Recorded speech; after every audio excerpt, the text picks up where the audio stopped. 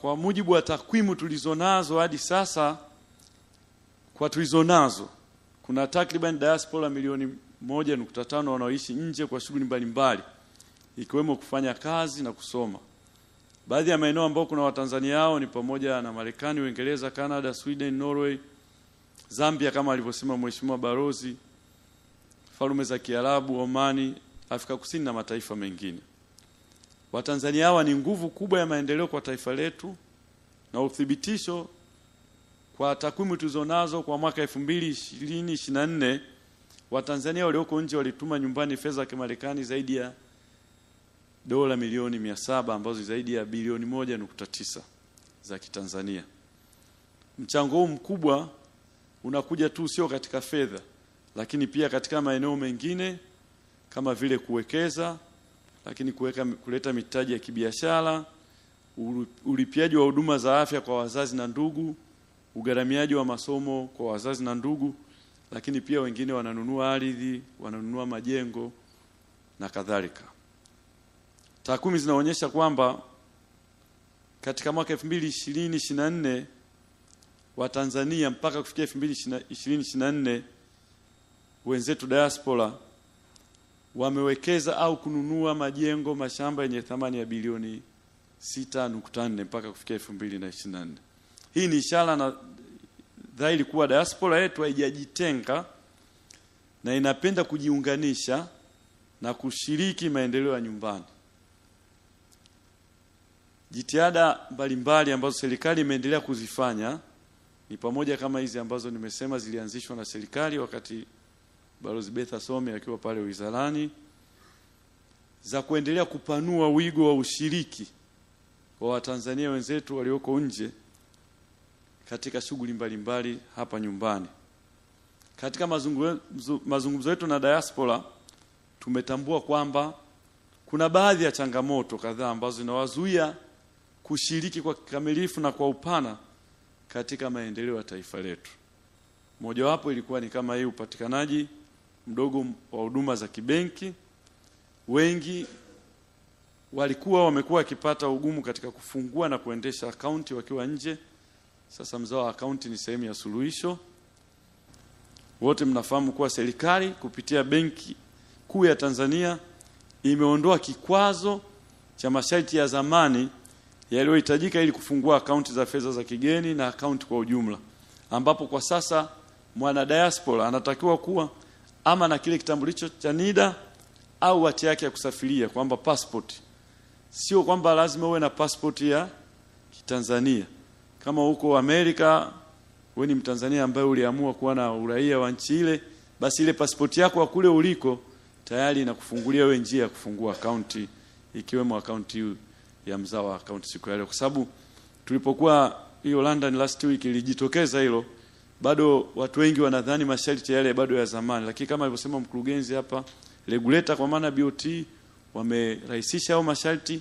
Kwa nitumie pia nafasi hii kuwaambia Watanzania na diaspora wote wanaotufuatilia online na kupitia taarifa mbalimbali zitakazowafikia kwamba sharti hilo tena halipo. Kwa hiyo kama una kitambulisho chako cha NIDA au una passport, umechukua uraia wa huko kwingine, inakupa wewe haki ya kufungua akaunti, ikiwepo hii ya mzao account. In the context ya account hii, kwa maana ni maalum kwa watu gani? Ni maalum kwa wazawa wa Tanzania wenzetu ambao wako nje. Sisi pia ni wazawa. Kwa ningeomba niliweke hilo vizuri. Ni wazawa ambao tuko hapa nchini, kuna wazawa ambao wako nje ya nchi. Na hii huduma yetu tunaileta ni kwa wenzetu ambao wako nje ya nchi. Sasa mengi yamezungumzwa na nimependa sana matumizi yetu ya neno mzao account. Sijajua kina Ndabu mlitoa wapi ile jina, lakini nafikiri linaendana vizuri hasa na maudhui ya akaunti hii. Ni jina zuri la bidhaa, na sijui wenzetu ambao wameshakuwa na bidhaa hii huko nyuma kwa nini hawakuwahi kugundua jina kama hili. Ni jina zuri. Japokuwa tumekuja baadaye kidogo, lakini tumekuja na jina ambalo linamaanisha huduma hii kwa ukaribu zaidi. Na mimi pia nilisha kuwa mzawa kwa context ya Mtanzania ambaye aliwahi kuishi nje ya nchi. Niliwahi kuishi na kufanya kazi nje ya nchi miaka kadhaa iliyopita, mwaka 2007 mpaka 2010, 3 years only. Kwa hiyo nilikuwa na changamoto, na wakati ule sidhani kama account kama hizi zilikuwepo. Kwa hiyo I know the pains. Nilikuwa nadunduliza viela vyangu vidogo vidogo. Wakati hiyo nikiwa kijana nafikiria kujenga nyumba na mimi, and I know the struggle. Na balozi amezungumza haya mambo ya kutumishana hela kwa cash. Unampa ndugu kule, anampa ndugu huku. I did the same by then, kwa sababu tulikuwa hatuna product kama hii. Kwa hiyo kutokana na experience hile na jinsi ambavyo tumejifunza, na kwa sababu na mimi pia niliwahi kuexperience hichi kitu, ndio maana tumeweza kuja na account hii kwa mafunzo ambayo tumeyapata na changamoto nyingi ambazo wenzetu wamezipitia. Kwa hiyo la kwangu ni kuwashukuru wenzangu wa Absa kwa ubunifu huu. Na Absa tumekuwa viongozi wa ubunifu katika sekta ya kifedha Tanzania. Tumekuja na mambo mengi sana siku za karibuni na miaka ya karibuni. Wale ambao mnatufuatilia kwa ukaribu mtakuwa ni mashahidi. Kila baada ya siku kadhaa, miezi kadhaa, tumekuwa tunakuja na kitu kipya. Sasa Mzawa ni account, na ni zaidi ya account. Maana sio account peke yake. Sio account ya kuhifadhi pesa zako. Yamesema mwengi hapa. Nafikiri now the details are clear, na kila mtu anaelewa maana ya Mzawa. We are not talking about a bank account only. Ina mambo mengi yaliyozungumzwa. Na ni wakaribishe wote walioko huko nje, na tumejifunza hapa kwamba sio wazawa ambao wako nje ya Afrika peke yake, hata ambao wako kwenye nchi jirani. Maana yake tumekuwa tukifikiria diaspora kama ni Watanzania walioko nje ya bara la Afrika, badala ya Watanzania walioko nje ya Tanzania.